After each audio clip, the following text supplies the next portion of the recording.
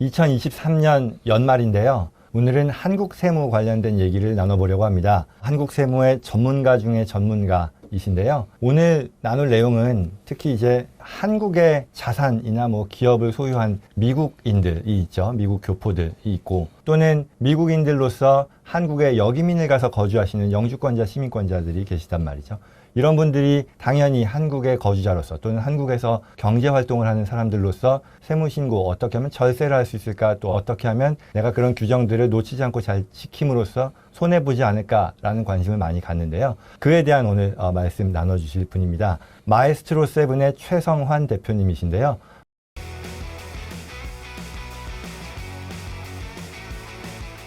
마에스트로 세븐은 한국의 이 자산가 패밀리들에 대한 패밀리 오피스, 자산 승계, 이전, 이런 텍스 플래닝 서비스를 제공하는 원스톱 서비스 컴퍼니이고요. 최 대표님은 저하고도 수년간 업무를 같이 진행해 왔습니다.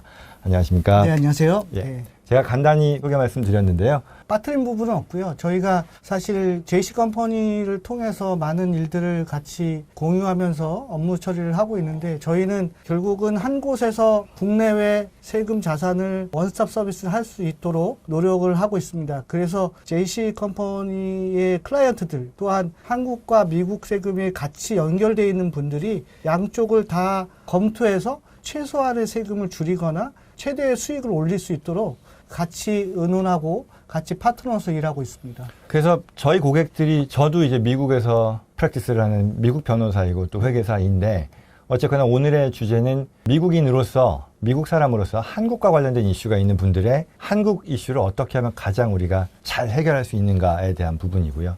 몇 꼭지가 있습니다만 특히 이제 첫 번째로서는 앞서 말씀드린 것처럼 결국 주된 대상이 되는 분들은 미국 교포들이 한국에 자산이 있건 기업을 소유하고 있건 아니면 자녀들이 거주하건 어떤 식으로든 경제 활동을 하는 경우가 첫 번째일 것이고, 네네네네. 아니면 한국에 들어가서 사는 역이민간 사람들이, 네네네네. 영주권 시민권자들이 네. 또 이런저런 한국에서 경제 활동이 있다 네. 보니 거기서의 텍스 이슈들을 당연히 고민을 하고 네. 또 한단 말이죠. 우선 첫 번째는 23년도 연말인데요. 이분들에게 특히 전달하고 싶은 어떤 연말이 가기 전에 해야 되는 절세 플래닝이랄까요? 이런 것들이 뭐가 있을까 싶습니다. 사실은 드리고 싶은 얘기는 다음 꼭지들을 통해서 조금 더 드릴 수 있는데요. 한국은 이제 미국보다 세금이 훨씬 더 좋아서 복잡한 게 아니고 상당히 복잡해서 거주자나 비거주자냐의 여러 가지 조항에 따라서 해당 사항이 있고 없고가 많이 갈립니다. 그래서 일단은 첫 번째는 이제 내년도 종합소득세 신고할 때 내가 혜택을 볼 수 있는 12월 달에 갑자기 뭘 해서라도 좀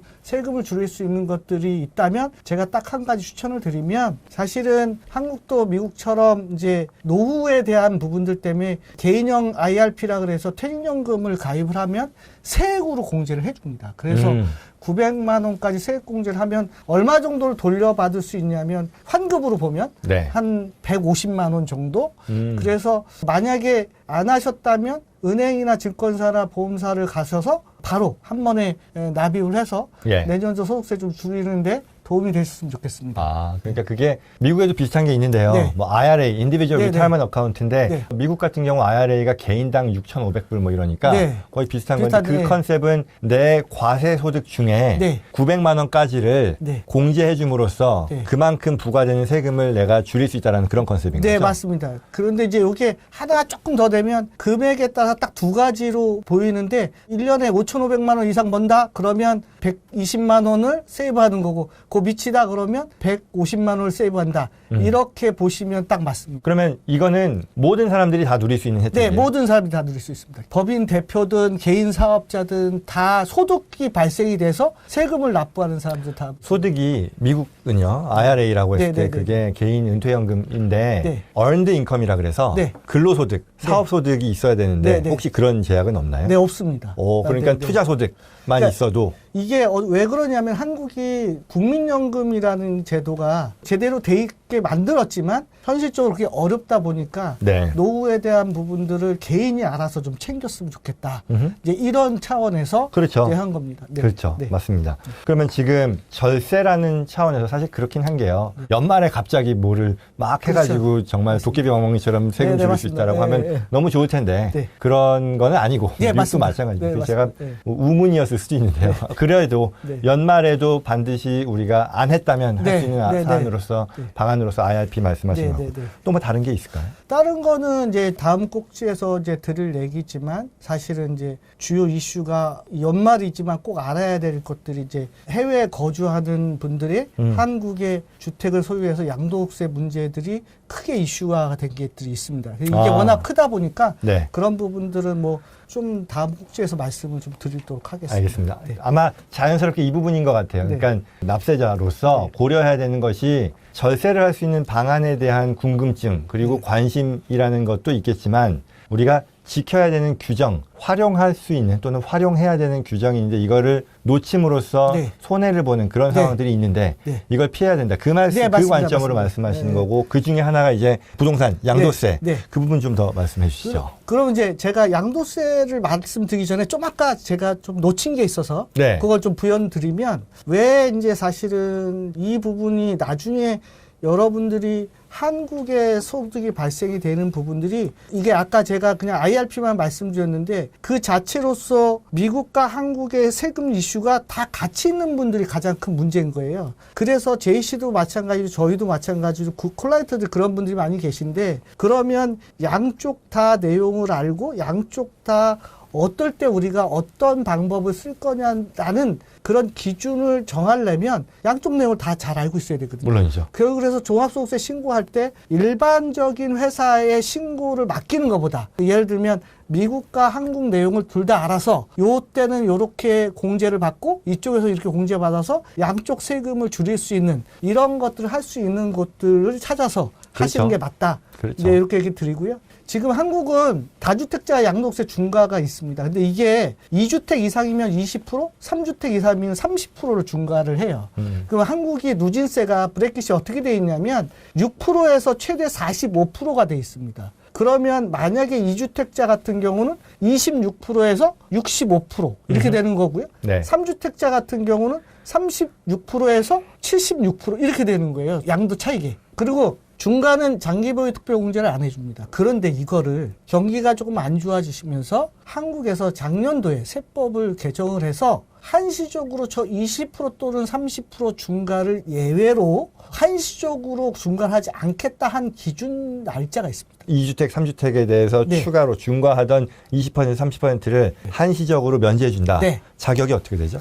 자격은 아무것도 없고요. 2024년 5월 9일 이내에 매각하는 부동산에 대해서는 과세를 하지 않겠다. 단 우리가 알아야 되는 건 요 중과 대상은 원래 조정 대상 지역의 부동산을 파는 다주택자들만 중과하고요. 그 조정 대상이 아닌 분들은 5월 9일이 의미가 없습니다. 어차피 중과를 안 하기 때문에. 그런데 조정 대상 지역에 있는 부동산을 팔아야 되는 분들. 조정 대상 지역은 어디냐면 강남 3구, 네. 송파, 서초, 강남, 그다음 용산구 딱 4개입니다. 해제가 다 돼서. 네. 요 4구에 있는 부동산 주택을 다주택자인데 팔아야 되는 분이 계시다면 예. 5월 9일 전에 팔아야 네. 중과. 그럼 20%는 30%면 양도 차익이 10억이면 2억에서 3억이 왔다 갔다 하는 겁니다. 그죠. 그래서 상당히 크고 여기에 지방세까지 합치면 그거에 10% 또 들어가니까 네. 예를 들어서 아까도 10억 차익이면 2억 2천에서 3억 3천의 차익이 생긴다. 그러네요. 이렇게 보시면 돼요. 그게 그 밖에 매각 시기에 대한 내년 5월까지에 대한 거 외에 네. 취득 시점에 대한 제약이라든가 이런 건 없어요? 제가 이렇게 설명드릴게요. 양도세 중과 관련된 부분은 양도 당시의 조정 대상 지역이냐, 그러니까 취득 당시에는 아무런 의미가 없습니다. 그렇죠. 양도 당시의 조정 대상 지역이냐 아니냐가 중요한 거지 취득 당시는 의미가 없고요. 취득 시기도 상관이 없습니다. 그런데 나중에 혹시 여러분들이 비과세, 우리가 이제 1세대 1주택 비과세 할 때는 그거는 또 취득 당시에 조정 대상 지역이냐 아니냐가 중요한 오케이. 건데 중간에 이제 양도 당시만 검토하면 됩니다. 1가구 1주택 비과세 이거는 내가 거주하는 부동산에 해당이 네, 되는 맞습니다. 거죠? 맞습니다. 그러니까 애초에 지금 말씀 나누는 그 중과세와 관련해서 상관이 얘기는 아닌 없습니다. 거고. 네, 맞습니다. 이런 경우인 것 같아요. 저희 고객들 중에도 미국에 거주하는데 한국의 부동산 몇 채 이제 가지고 네, 네, 계신 네. 분들이 있는데 이거를 매각을 해야 되는데 이거 보통의 경우는 네. 앞서 대표님 말씀하신 것처럼 양국의 제도를 잘 활용해야 된다라고 네. 해서 한국에서 세금을 내더라도 미국에서 이제 외국세 네. 공제로 네, 뭐 네. 연방세 같은 네, 경우는 네, 네. 줄일 수 있는데 이 경우는 한국의 세금이 워낙에 높다 보니 이거 팔지도 못하는 그런 네, 상황이 맞습니다. 있는 분들이라는 네, 네. 거죠. 근데 그게 만약에 20% 또는 30%의 그 중과세에서 면제가 된다 그러면 상당히 낮아질 수 있는 거잖아요. 네, 맞습니다. 한국에서 세금을 낮게 내는 것도 네. 있고 네. 실제로 그걸 원래는 한국에서 굉장히 많이 내면 네. 미국에서 이 외국세 공제로도 네. 활용을 못 하다 네, 보니까 네, 네, 네. 별로 그다지 매력적이지 맞습니다. 않았었는데 맞습니다. 네. 그 상황을 완전히 해결할 수 있는 거네요. 네. 그리고 거기에 대해서 5월 9일이요? 네. 그때까지 매각을 완료하면 온전히 지금 이거 양도세 때문에 걱정됐던 분들이 해결하는 게 되니까. 여기도 하나를 조금 더 팁을 드리면 우리가 한국은 장기보유 특별공제가 있는데 네. 중과하는 부동산은 장기보유 특별공제를 안 해줘요. 근데 한시적으로 중과를 5월 9일까지 안 한다는 얘기는 그동안 안 해줬던 장기보유 특별공제를 해준다는 그것까지도. 얘기예요. 그러니까 사실은 아까 그 금액보다 더 차이 절세가 더 크게 난다. 반드시 알고 그리고 매각을 해야 되는데 네, 네, 네. 과세 부담 때문에 네. 이러지도 저러지도 못했던 분들은 네. 이걸 활용해야 되겠네요. 네, 만약에 조만간에 매각을 해야 된다면 이 한시적인 법을 활용해야 된다. 이렇게 보시면 됩니다. 와, 중요한 내용이었습니다. 네, 네. 또 한국에 들어가서 미국 시민권자가 네, 네. 이제 고임금의 어떤 뭐 급여 생활자로서 할 때 네, 맞습니다. 단위 세율 네, 관련해서 알아야 되는 것도 있던데.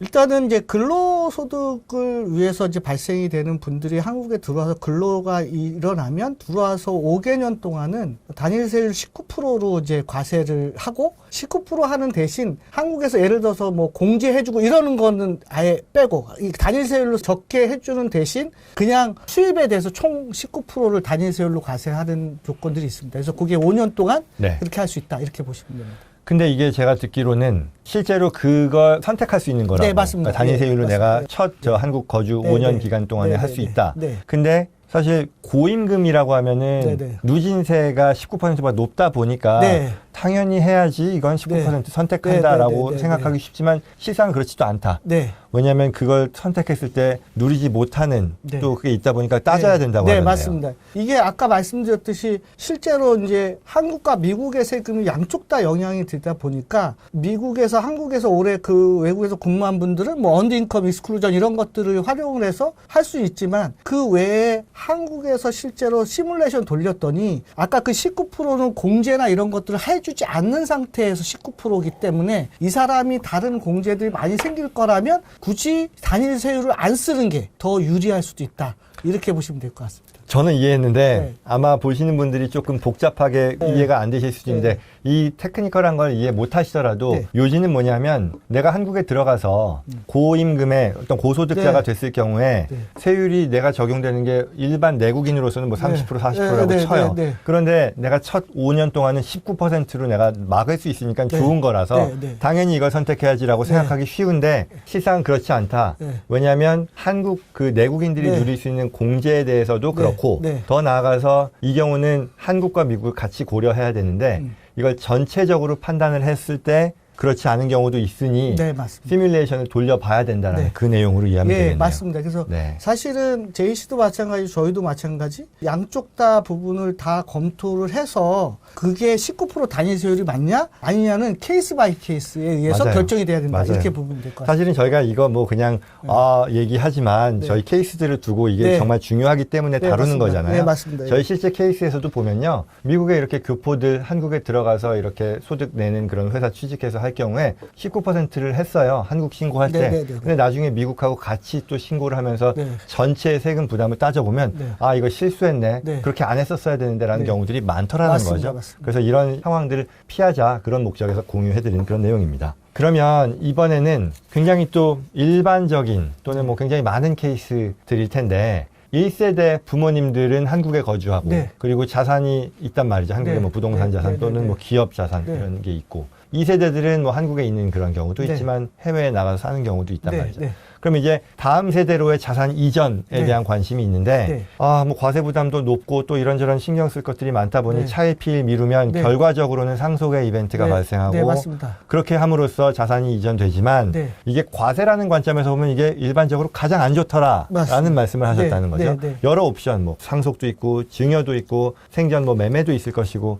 이거에 대해서 좀 얘기를 해주시죠. 실제로 저희가 올해도 이제 자제분들이 2세대들이 미국에 계시고 1세대들이 한국에서 상속이 개시되는 일 때문에 신고를 하고 조사를 하는 입장에서 봤을 때 조금 더 일찍 만나서 플래닝을 좀 해봤으면 어땠을까. 그 이유가 뭐냐면 한국에 있는 세율이 상속세가 워낙 높다 보니까 자산이 가치 상승이 일어날 거라면 이제 증여를 좀 미리 하면 좋은데 우리가 한국의 세법에는 증여자가 증여세를 내는 게 아니라 수중자가 돼야 돼요. 그렇죠. 그러다 보니까 우리가 또 다른 증여 문제, 그 현금이 없는 사람이 증여를 받았을 때 또 다른 증여 문제가 있는데 이게 다행히 비거주자인 자녀가 수중자가 비거주자일 경우에는 증여세를 한국에서는 부모가 연대납세의무로 내줘도 추가 증여세 문제가 없다.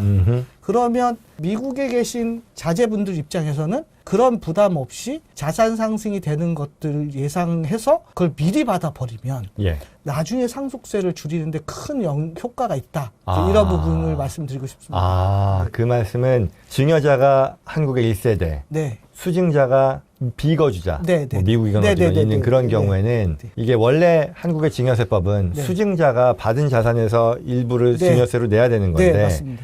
이 경우에 대해서는 네. 수증자가 아닌 증여자가 낼 수 있고 네. 이게 보통의 경우는 이게 아버지가 자산을 증여하고 나서 자녀가 증여세를 못 내니 네. 증여세를 대신 내주면 그게 또 다른 증여로 맞습니다. 간주돼서 이게 맞습니다. 더 또 돌고 네, 돌아 네, 증여세 네, 부담이 네, 높아지는데 네. 그걸 피할 수 있으니 맞습니다. 적극적으로 활용함으로써 네. 사후의 상속보다 훨씬 더 좋은 결과가 나온다. 네, 그거는 아까 말씀 단점이 하나 있는데 비거주자는 우리나라에서 성년 자녀한테 해주는 공제 5천만 원. 그러니까 증여는 수중자가 거주자냐 비거주자가 중요한데 그 5천만 원 공제 성인 공제를 못 받습니다. 그런데 그게 세금에 큰 영향을 안 미쳐요. 금액이 작기 때문에. 그러면 아까 얘기 드린 것처럼 증여세를 대신 내주는 게 훨씬 더 효과가 크다라는 말씀을 드리고 싶습니다. 무슨 얘기인지 알겠습니다. 그러니까 결국 그것도 좋은 거 있고 나쁜 거 있고 하지만 네. 따져봐야 되는 건데 네, 네, 일반적으로 말씀하신 증여자가 거주자이고 수증자가 비거주자일 때 증여자가 세금을 대신 내주는 것이 더 유리하더라. 네, 맞습니다. 말씀. 네.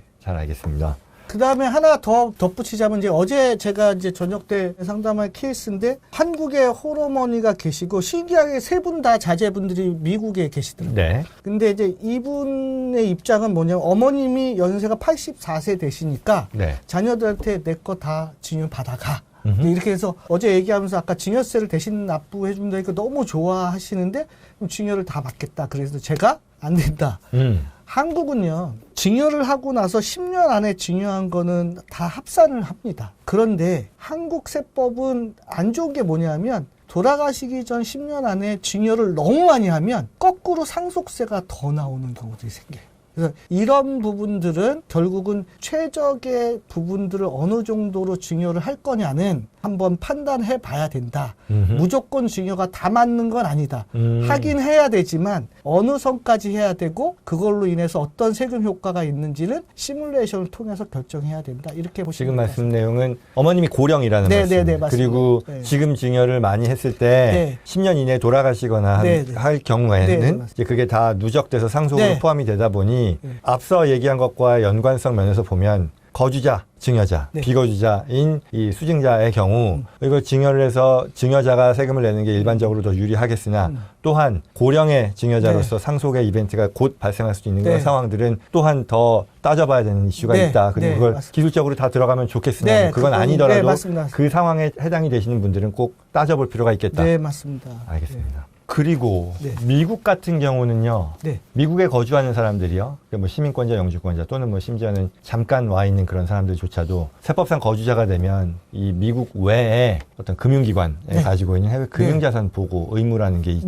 네. 네. 그것도 꽤나 오래됐고 한국도 그에 맞게 상응하는 법을 만들었단 말이죠. 이거 한국도 꽤 됐죠. 네. 이 내용을 잘 몰라가지고 또 이 특히 우리 고객들 한국에 네. 들어가서 한국 사람이 된 그런 분들이 또 속썩이는 그런 경우들이 있다고 들었어요. 네. 지금 이제 한국이 사실은 미국 거를 그대로 갖고 옵니다. 네, 많이 사실 그러죠. 제가 아까 하나 더 말씀드리면 미국이 국적 포기세라는 게 생겼고 한국은 2018년 1월 1일부터 국외 전출세라는 게 생겼습니다. 그래서 혹시 보시는 분들이 주식이나 비상장 주식 대주주인 분들이나 이런 분들은 양도국세를 또 내고 가야 되는 이런 문제가 생기는데 아까 말씀드린 것처럼 그 한국에서도 미국에 있는 자산을 그러니까 한국에 거주하는 시민권 영주권자들은 한국에 무조건 신고해야 되는 건 여러분이 알아 6월 말까지 무조건 해야 된다. 그러면 그런 것들이 뭐가 있느냐 세 가지가 있습니다. 첫째 미국하고 똑같다고 보시면 돼요. 금액 차이만 있고요. 해외 금융계좌 신고입니다. 연말 기준 5억입니다. 그러니까 뭐 우리는 사실 뭐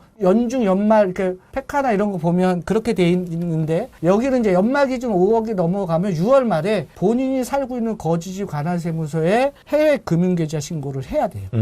그리고 안 하면 과태료가 최하 20억 이하 10% 그다음에 해서 최대 20%까지 최대 금액이 매년 과세를 하기 때문에 네. 한도는 20억인데 세금이 상당히 큽니다. 개인당 연말 기준 총액 5억 네, 이라는 맞습니다. 말씀이죠. 예. 그 계좌당 5억은 아닌 것이고 네. 총합이 예. 그렇겠죠. 뭐 네. 겹치는 경우는 네, 없겠죠. 맞습니다. 연말 네, 기준일 네, 네, 테니까. 네, 네.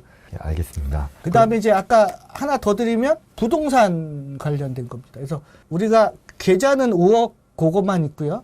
그다음에 하나는 부동산을 취득, 운용, 그다음에 처분했을 때 예. 우리가 그거에 관련된 부분들은 6월 말에 관할세무서에 내가 취득하면 2억 원 이상, 취득자금 2억 원 이상의 취득. 그러면 예를 들어서 나는 1억인데 대출을 1억 받았다? 그래도 2억 이상입니다. 그래서 네. 2억 이상의 부동산을 취득을 하게 되면 취득신고서를 관할세무서에다 6월 말까지 제출을 해야 되고 우리 해외 나갈 때 신고하는 거하고 별개입니다. 이건 해야 됩니다. 그리고 이제 운용 만약에 이게 임대수익이 발생이 되면 임대수익도 매년 6월 말에 신고를 해야 되는데 만약에 임대수익이 발생이 안 된다면 그 중간 할 필요 없고 처분할 때 또 한 번 내고 이렇게 해서 부동산이 그렇게 되고 마지막이 주식 우리가 이제 개별로 보유하고 있는 10% 이상의 지배 주식들을 갖고 있으면 이것도 이제 재무제표를 6월 말까지 신고해야 됩니다. 그러면 해외 금융 자산 신고 대상이 되는 자산이 네. 부동산은 지금 말씀하신 그 기준에 네. 따라서 별도로 네. 한다 네. 치면 네. 네. 금융 자산에 해당이 되는 게 뭐 일반적인 은행 자산, 뭐 네. 네. 은행 어카운트 네. 이런 건 네. 해당이 될 텐데 네. 주식에 관해서는 10% 이상 보유한 경우에만 해당이 된다. 예컨대 내가 뭐 해외에 뭐 마이크로소프트 주식을 몇 주 가지고 있다 이런 것들은 보고 대상이 아니라는 얘기네요. 그러면 주식은 뭐 상장사에 미국 주식을 투자하는 경우에 뭐 10% 리는 만무할 테니 맞습니다. 해당 사항이 없을 것이고 그럼 네. 기타 은행 자산 말고 다른 것들 뭐 예를 들어 뭐가 있을까요? 보험이라던가 보험, 아니면 뭐 예를 들어서 펀드, 뮤추얼 그다음에 뭐 채권 그런 뭐 일반적인 금융재산들은 다 들어가고 이게 한국도 계속 미국 쫓아서 하나씩 더 붙이고 있습니다. 그래서 아마 앞으로는 전 금융재산 아직은 신탁이 안 들어왔는데 신탁도 나중에 일부 들어올 것 같고요. 네. 예, 앞으로 이렇게 해서 이제 계속 늘어날 건데 현재로서는 이제 연말 기준 금융 계좌에 5억 이상 시켰을 때만 일단 신고가 대상이 되고 있습니다. 그리고 그걸 위반했을 경우에는 뭐 제때 보고하면 그 자산을 가지고 있다라는 그 팩트만으로 피를 낸다거나 아니면 세금을 낸다 이런 건 아니잖아요. 아닙니다. 예, 정보 보고의 의무잖아요. 맞습니다. 미국도 뭐 예. 마찬가지인데 근데 그걸 안 했을 때 뒤늦게 이제 문제가 되는 그런 상황이다. 맞습니다. 그래서 이게 모르고 계시는 분들이 상당히 많은데 이게 저희도 자진 신고를 하라고 했는데 놓쳐서 내가 나중에 자진 신고를 기한이 지나서 하면 줄여주는 건 있지만 네. 아예 안 내거나 이럴 수는 없습니다. 그러다 보니까 되도록이면 놓치지 않고 하는 게 그러네요. 제일 좋습니다. 네. 그러네요. 알겠습니다. 오늘 내용은 이거였었잖아요. 결국 미국인으로서 이제 한국과 관련된 어떤 활동을 한다 했을 때 한국에서의 과세 이게 플래닝이라는 면에서 적극적으로 활용해야 되는 규정도 있을 것이고 안 지켰을 때 큰일이 나는 그런 사안으로서 우리가 알아야 되는 규정도 있고 그걸 다 확인해야 된다. 그리고 가장 중요한 건 결국 우리가 한국과 미국에 걸쳐서 경제활동을 하는 그런 팩트를 가진 상황이다 보니 양쪽을 다 알아야 된다는 거죠. 그래서 네. 가장 최적의 솔루션을 찾는 그 시뮬레이션 노력을 해야 된다. 그리고 그건 그만큼의 가치가 있다는 얘기인 것 같아요. 맞습니다. 그러니까 실제로 저희도 해보면 결국은 이런 그 시뮬레이션을 얼마큼 정확한 우리가 종합검진 받을 때 검진을 얼마큼 정확하느냐에 따라서 내가 문제가 생길 수 있는 병을 조기에 발견해서 그 이상의 비용을 막을 수 있듯이 이것 또한 단지 몸 건강이냐 재산이나 세금 부분이 차이일 뿐이지 똑같다고 봐요. 그래서 결국은 그걸 누가 더 정밀하게 할 수 있느냐, 정밀하게 할 수 있는 곳을 찾아서 본인이 검진을 통해서 이런 세금 이슈, 그다음에 자산의 이슈 이런 것들을 최소화해서 수익을 크게 내고 그게 제일 중요한 부분이라고 생각이 듭니다. 그죠. 그 말씀이 이거 같은데요. 결국은 양쪽을 다 안다라는 것이 네. 이게 내가 한 사안에 대해서 한국의 전문가를 찾아가서 네. 이러이러한 얘기를 하고 네. 또 미국의 전문가를 찾아가서 이러이러한 얘기를 하는 게 일반적이라면 네. 그럼에도 여기서의 어떤 약점이라는 게 있을 수밖에 없는 거잖아요. 네. 뭐냐면 간단하게는 내가 네. 같은 팩트를 여기 가서 얘기하고 또 한참 얘기했더니 이 미국 네. 이슈에 네. 대한 걸 텐데 네. 그거는 네. 저기 가셔야 네. 됩니다. 네. 나는 네. 모릅니다라고 한 네. 상황이 맞습니다. 되면 일단 내가 불편한 것도 있는데 네. 그거는 두 번째, 세 번째고 네, 네. 더 중요한 건 나의 팩트가 온전히 다 검토된다, 종합적으로 네. 빠짐없이 검토된다라는 거에서 불안감이 생기는 거잖아요. 맞습니다. 그게 이제 결국은 전체적으로 같이 콜라보레이션을 해서 네, 맞습니다. 한 팩트를 정밀하게 종합적으로 평가할 수 있는 그런 환경이 중요하다는 네, 걸로 맞습니다. 이해가 되고요. 네. 오늘 그런 맥락에서 좋은 말씀 정말 감사합니다. 아닙니다. 그래서 저희도 앞으로 더 좋은 내용들을 통해서 뭐 제시를 통해서가 됐든 저희가 더 좋은 내용들이 있으면 또 한번 좋은 정보들을 제이씨 또는 우리 구독자들한테 안내 드리도록 하겠습니다. 진짜 저희도 일을 하면서 답답한 경우들이 참 많이 매년 있어요. 네. 종합소득세 신고한 거를 가지고 와서 네, 네. 하다 보면 아이고 이거 이렇게 안 했었으면 더 좋았는데 네, 네, 네. 이걸 미리 알아서 먼저 어떤 디렉션을 가지고 했었더라면 훨씬 더 좋은 상황인데 이게 신고하고 나면 때는 늦으리니까 네. 이 영상 보시는 분들께서도 이제 향후에 계속돼서 이런 팩트가 있는 상황에서는 종합적으로 먼저 진단을 하고 그에 맞게 진행하는 것이 참 여러모로 특히 이제 어떤 텍스 임플리케이션이라는 면에서 좋게 되더라라는 네. 말씀 드립니다. 오늘 이런 귀한 정보 네. 다시 한번 최 대표님 네. 감사드리고요. 초대해 주셔서 감사합니다. 예, 저희는 또 다음 시간에 좋은 정보로 찾아뵙겠습니다. 고맙습니다.